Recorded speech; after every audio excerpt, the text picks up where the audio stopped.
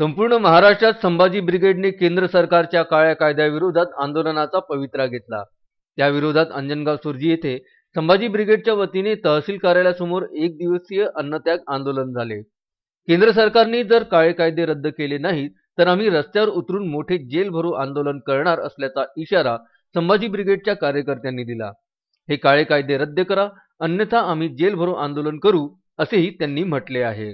कोरोनाच्या काळामध्ये लोक मरत होती आणि यांनी अत्यादेश काढला शेतकऱ्यांना मारायसाठी, आणि या अत्यादेशामध्ये त्यांनी बघ सर्व पॉलिटिकल पार्टीतला सर्वांकडे तो जायला पाहिजे नव्हता, मीडियाने पोहोचवायचा होता की अत्यादेश असा असा आहे म्हणून, पण त्याचं रूपांतर 17 सप्टेंबर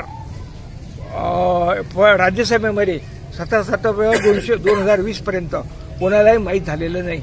आणि म्हणून आज जे आंदोलन दिल्ली पंजाब पासून सुरू झालेलं, पंजाब हरियाणापासून तर उत्तर प्रदेशपासून हे देशभरपर्यंत आहे, आणि त्या शेतकऱ्यांच्या संदर्भात मायबाप अन्नदात्याच्या संदर्भात हे सर्व कायदे हे विरोधात आहेत।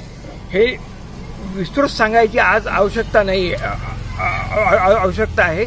लोकांना हे कळत नाही आहे आणि शेतकरी इतका दुर्बल झालेला आहे की त्याच्या अंगामध्ये रक्त नाही आहे की तो आज आंदोलन करू शकेल म्हणून, पण जे करू राहिले आहे त्यांना। रवींद्र वानखडे, विदर्भ न्यूज, अंजनगाव सुर्जी।